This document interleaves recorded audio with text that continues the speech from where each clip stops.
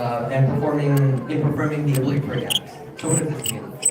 In Ibn Majah, graded Sahih by Zubair Ali Zadi, the Prophet ﷺ said, the first thing for which a person will be brought up on the day of resurrection will be his prayer, referring to Salah. So the first thing Allah will ask you on Yawm al-Qiyamah is your Salah. If it is complete, the voluntary prayers will also be recorded for him as an increase.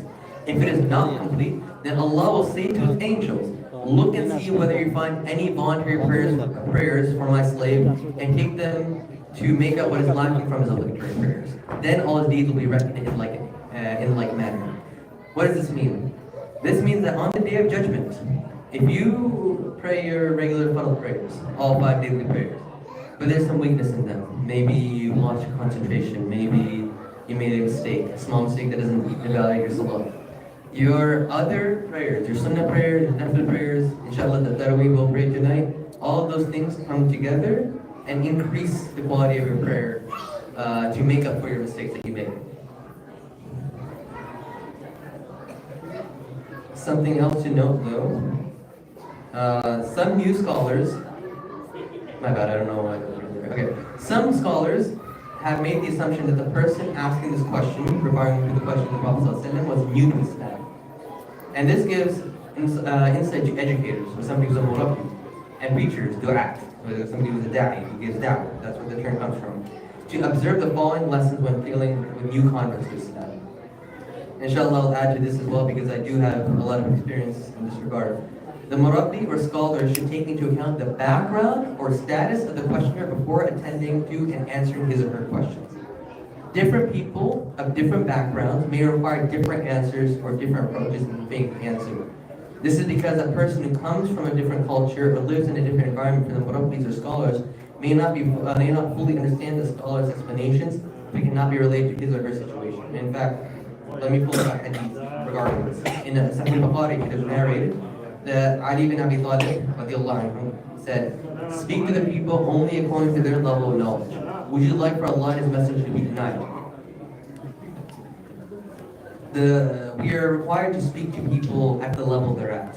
If somebody is a brand new Muslim and you see him make a slight mistake, blasting that person is probably not the best idea. I've met many people who are new Muslims, many people who are newly practicing Muslims. It can be really harmful to their iman, really harmful to their faith. If for every small mistake that they make, they get completely blasted. You want to look at the person's background. Let me continue from what's written here. If the murabbi or scholar doesn't know the background of the questioner, meaning the questions are being asked through mail, through telephone, or on the radio, etc., then he needs to find out as much as possible about the questioner before asking. Some scholars try to speculate what could be the status of the person asking the question by, for example, trying to read between the lines of the text or the question. The end result is the scholars do not provide one fixed answer. There will be a few answers, each applicable to a different situation. This is actually what a fatwa is. A fatwa is a ruling applying to a specific person. There's a general ruling that you'll find if you open a fiqh book, and then there's the specific rulings that you will find. In a fatwa. We as laymen should not be giving fatwa to random people, number one. But number two, again, if a person is coming from a different background, you have to understand what this person's background is before even giving advice. Similarly, Assalamu alaikum wa rahmatullah. The sisters upstairs. The sisters upstairs. The kids upstairs.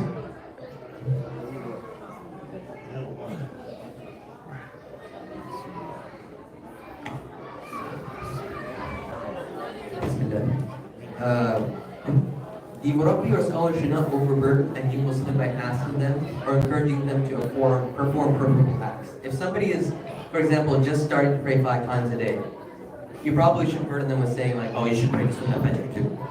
Pray the Witr as well. You should give them time to adjust little by little.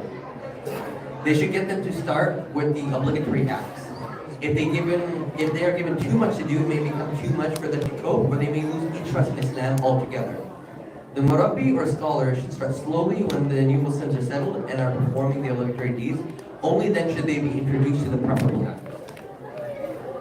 Similarly, new Muslims should not be subjected to conflicting issues or views in Islam. For example, they should be talking about the four method, right? This is going to be confusing for a new Muslim, or again, even for newly practicing Muslims, even people Muslims who've been practicing for a long time. It can be confusing to bring up these issues of ikhtilaf to a brand new Muslim. A murabbi and a da'i should make it easy and simple for a convert to start their new lives as a Muslim. Only later on can some issues be discussed. And this is a footnote that I've included here. For this community as a whole, if you see somebody making a mistake and you don't know this person, it may not be the wisest decision all the time to go up to them and correct this person immediately. For all you know, this could be a new Muslim. Somebody who could have taken the Shahada just yesterday and they're making a big mistake in Salah. You can't go up to them and say, oh, your salawats are invalid or things like that. You have to figure out who this person is, get to know this person, especially if they're in your masjid. Get to know who this person is, and then you can figure out how to give advice. And give advice, again, remember the quote from Ali radiallahu anhu, to speak to the people at their level. Speak to the person at his or her level. If this person literally just took a shahada, and maybe the hijab isn't on correctly or something like that, again, calm down, right? Observe the situation, and then give advice based on the situation. Maybe they're not even at that level where you can comment on that. Maybe they barely know what la ilaha illallah means. Look at this person's situation and then move ahead. Back to the notes. The same thing can be said about the awam, the general public of the Muslims. Scholars should not overburden them or bombard them with things that with too many obligations or concepts. This is a lesson we can learn from this hadith. The murabbi or scholar should observe the background of the questioner as well as the audience in general if there's no question. An area related to this issue is the question of Islamic websites on the internet. And I know there's some younger people here, and I have experience with this too because I'm also a little bit younger. A website can be accessed by people from all over the world. People from different backgrounds and cultures, and most importantly here, different levels of relationship with Islam. We have to be careful with the information that we put on these websites. Unfortunately, there are Islamic websites that contain controversial issues and conflicting views where Muslim groups or sects promote only their schools of thought and criticize other groups. Not only will this confuse those interested in Islam, new Muslims or existing Muslims from other parts of the world, but it will also give a negative impression to the non-Muslims. And again, quick side tangent here. If you're on the internet as a Muslim and you see something that needs to be fixing, again, use the exact same wisdom that I mentioned here regarding getting to know this person's background. Right? If you're, unless I've seen this before on the internet, right? In COVID, I think everybody was stuck online who was younger.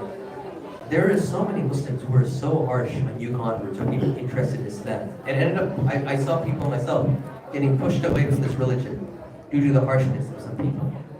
So be very, very careful, not just what you say in real life, but also on the internet.